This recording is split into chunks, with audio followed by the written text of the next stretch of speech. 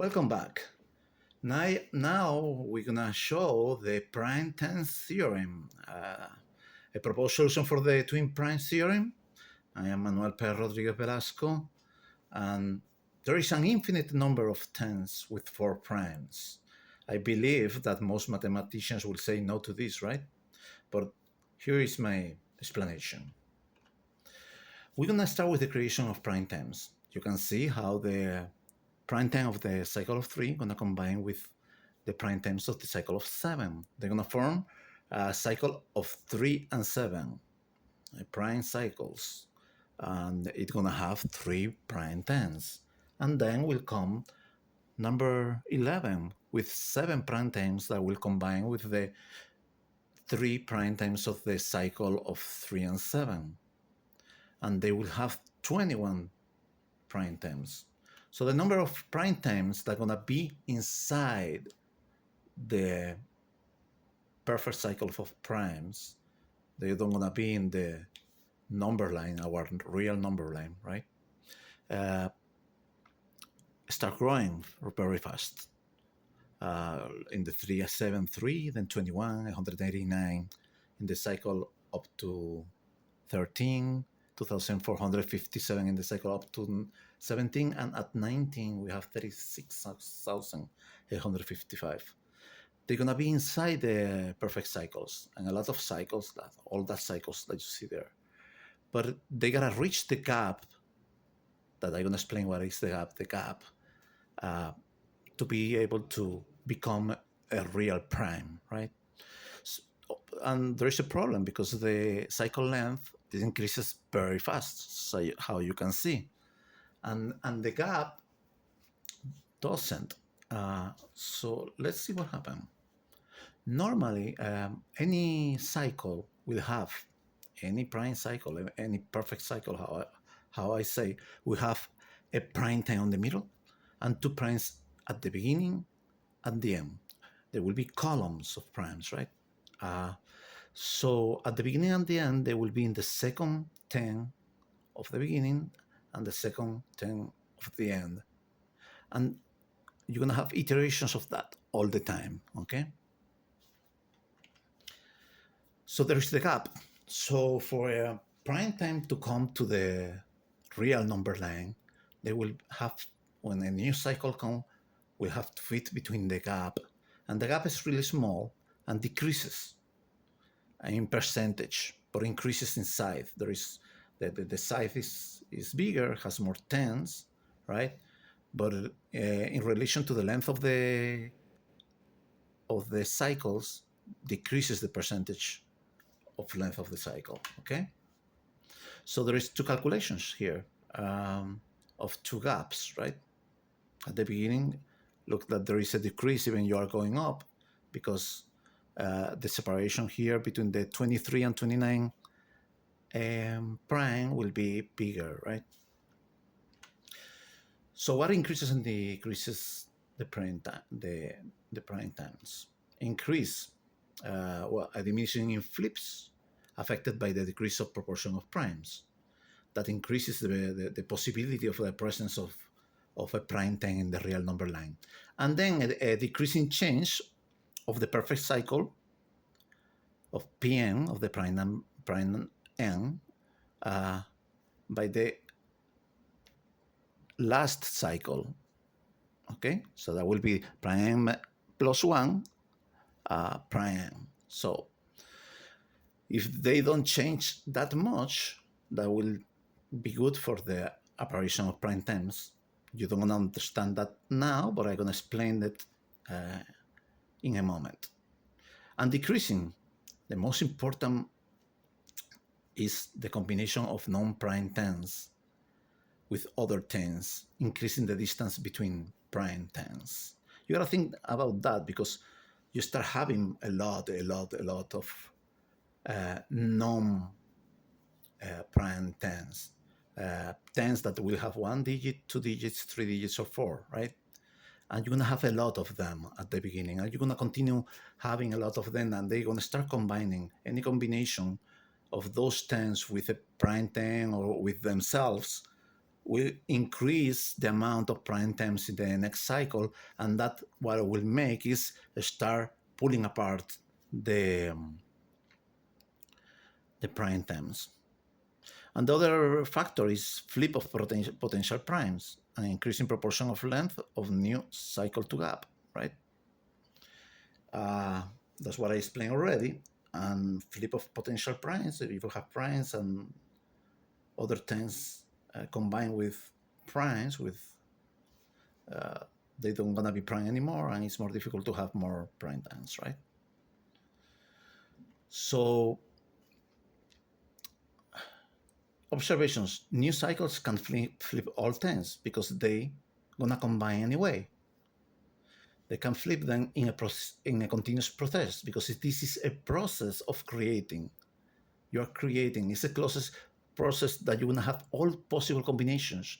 You are not eliminating any combination, and that's the nature of the prime cycles. Okay, that I already explained in the last video. Is a process of making a space. So, how we approach zero change? Imagine you have a prime that has all prime times. That's impossible, but imagine you have it. So, if it combines with another prime or another cycle or prime cycle, you're gonna repeat that cycle as many times as tens has the new prime. So if this is 7, you're gonna repeat 7 times this cycle. And when you repeat 7 times this cycle, you're gonna have all proportions, all the same proportions. And so how we approach zero change? Well, this is what I call the proportion of duplicate. I am not a mathematician, so I do this like how I think it fits better. So with the variable v, you see that every time prime, they have 4 digits that are 4 tens that are no primes. So when the bigger the prime, the bigger the amount of prime tens.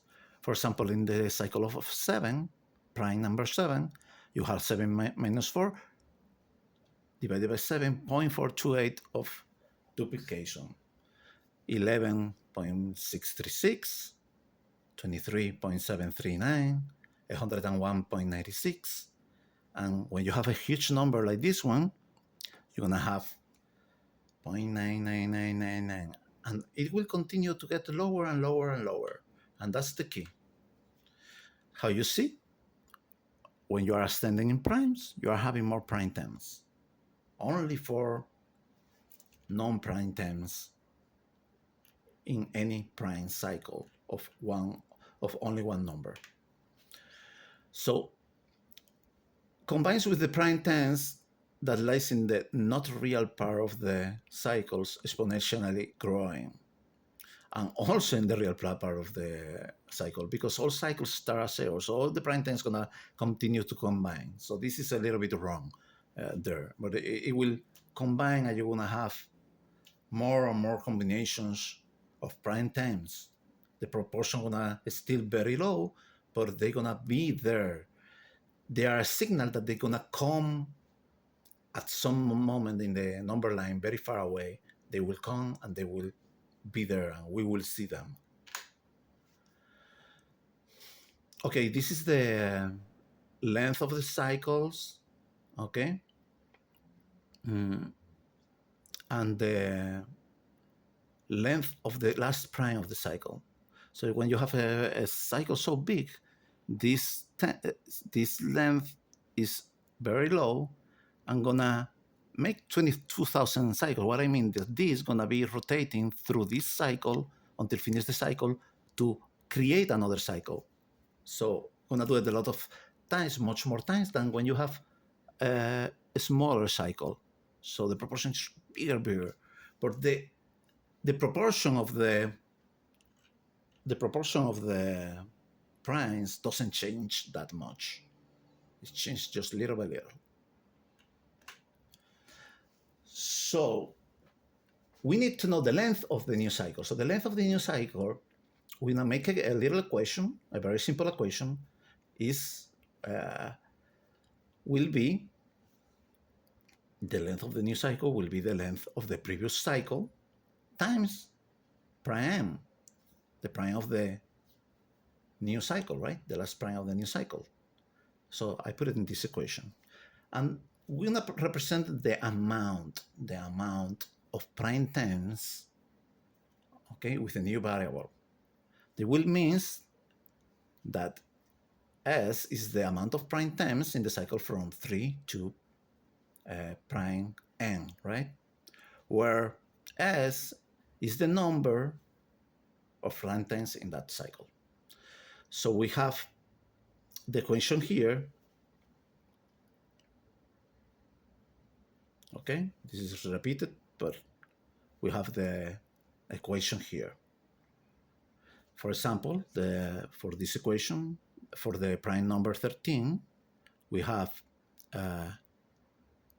the amount of prime terms in the cycle from 3 through 13 will be the amount of prime terms in the cycle from 3 to 11 times the new prime, that will be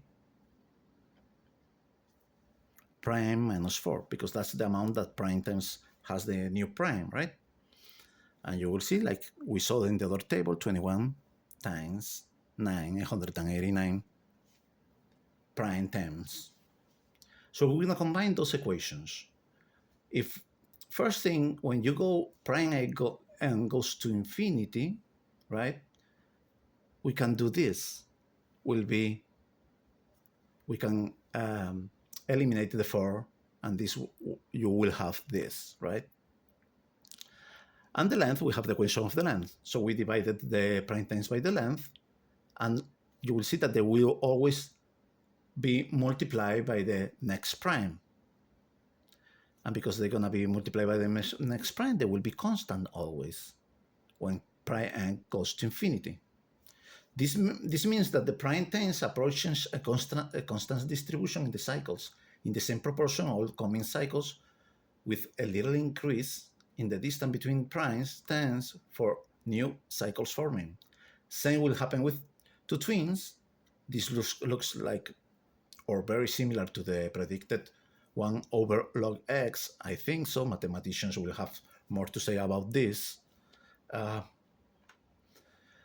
So the real numbers line will approach a constant slope of primes because they are mapped by the, right, by the cycles, by the perfect cycle.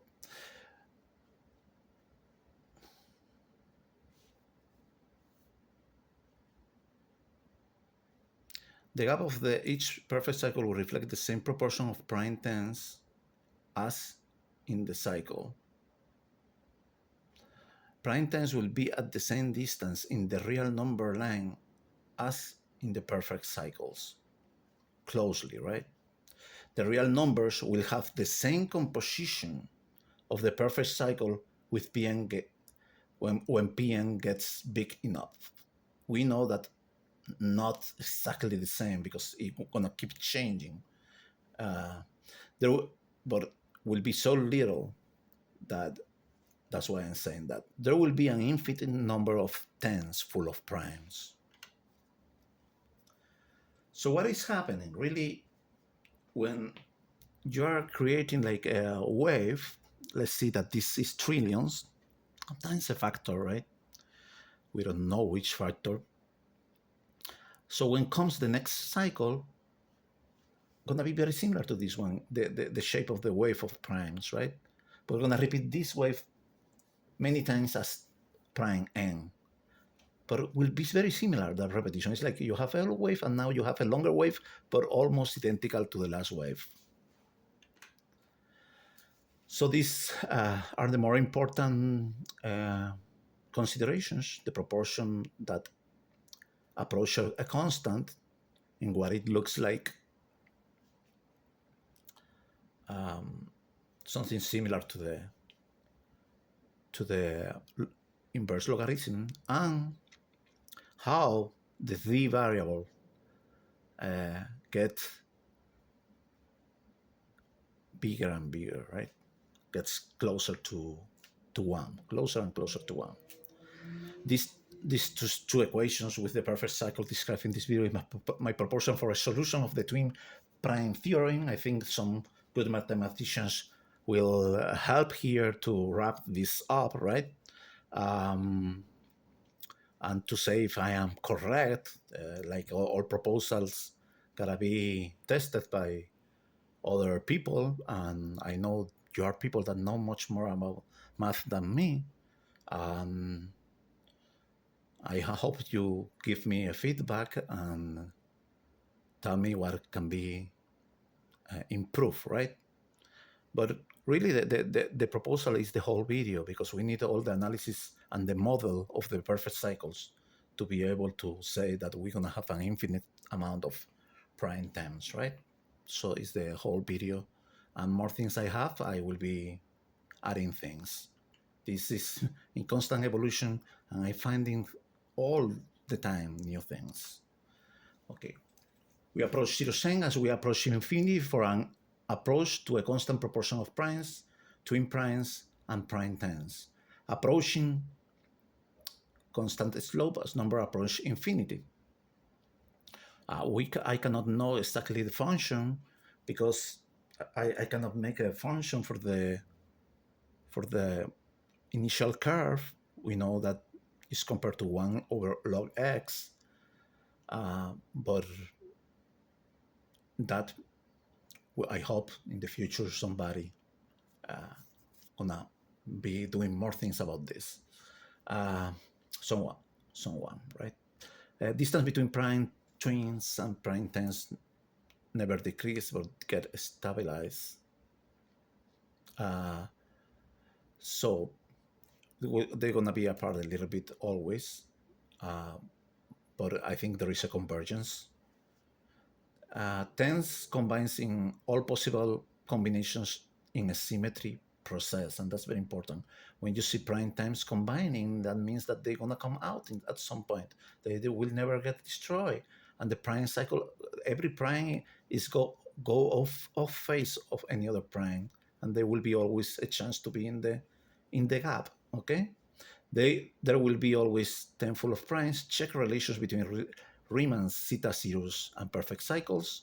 Check symmetry of cycles with 1/2 Riemann zeta function line and other lines of concepts. I can have the intuition that maybe the 1/2 line of the complex plane of Riemann could be with the half of the perfect cycles, that they have a symmetry on the middle of all primes. In the corners, maybe will be the 1 and the -1. That could be possible. Look at all the cycles, the perfect cycles, how I call it, but really they are the prime cycles. They are perfect. They start all at zero, so they could converge to 0, and that's what you are looking in the Riemann, right, hypothesis, and they will be in the 1/2 line. I haven't studied the zeta functions. I haven't studied nothing about that. I did my own research without going through that road. But by the videos I saw, I see some similarity. You know much better than me that, so I hope to hear your conclusions. I have a big admiration for all mathematicians and scientists. And these are 2 prime times. They are not so big. They are really low, but I think we can find more of them up in the line. Prime numbers are a symmetric wave to infinity. Thanks for watching. My name is Manuel P. Rodriguez, and thank you a lot.